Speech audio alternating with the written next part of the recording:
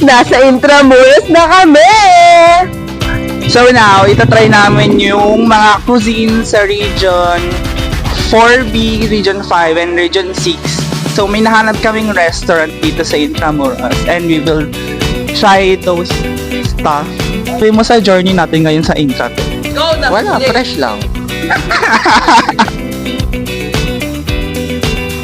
So Angela, mag-hi ka naman sa vlog natin. Hi guys! So ngayon, ayan, may mga booth dito ngayon sa malapit sa may San Agustin. So pupunta kami ngayon sa kakainan namin. And may mga nagsiset up ng booth. Like, mga ganyan. So medyo mainit lang ngayon. So yung kakainan pala namin, malapit siya sa may Manila Cathedral. And naglalakad kami dito sa super init. Nag-tour din kami dito nung nung January. Tapos ang mahal nung tour, 3,000. Eh di naman kami magmasas ng 3,000 ngayon, nandito din kami.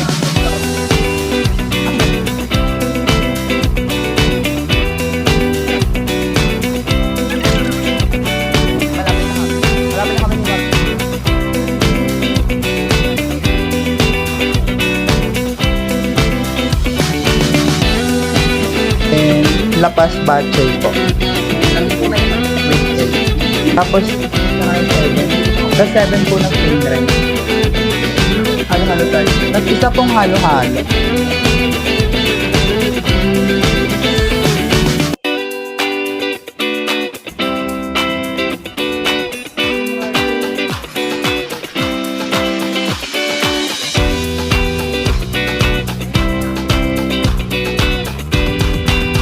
So yung in-order namin is yung Nikki Pihon Gisado, tapos laing, tsaka La Paz Batchoy. So, ayun, we would like to try the taste of regions 5 and 6. So, kumakain na kami ngayon and nag-serve na si Diwata Pares Overload. Sorry, si Luis. Masarap siya. Medyo salty. Tapos hindi siya super alat.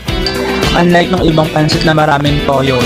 Masarap kasi may siya, may ganito. Masarap yung chicharo. So ikaw naman, Fiona, anong mo sa laing? Okay naman siya and anghang siya.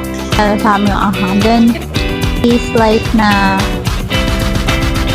sauce. Medyo maalat, pero carry na, hindi naman sober.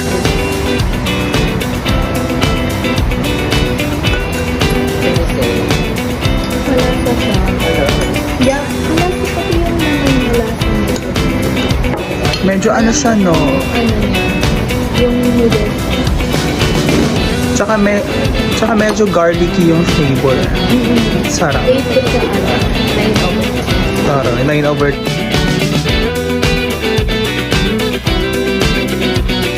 Ayan, so yun, medyo maanghang talaga yung laing kasi siya sa Bicol kasi yan dito, origin niya. Pinaka-favorite ko, yung tawag dito? La Paz Batchoy. Ang sarap niya. Favorite ko is yung laing niya. Sakto lang siya.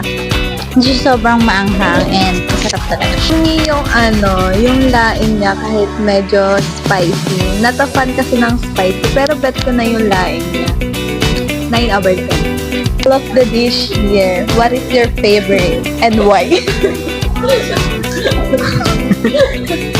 It's so hard to choose, but I think I'll choose pancit because it's giving a birthday vibe.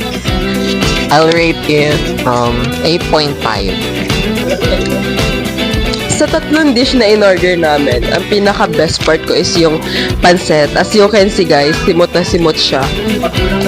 Oo, kasi usually sa mga bayan-bayan natin, ang pinaka nagkukompleto ng pancit is fishball, kikiam, di ba? Ganon. Pero dito kasi sa pancit ng Iloilo, talagang pure vegetable siya and perfect.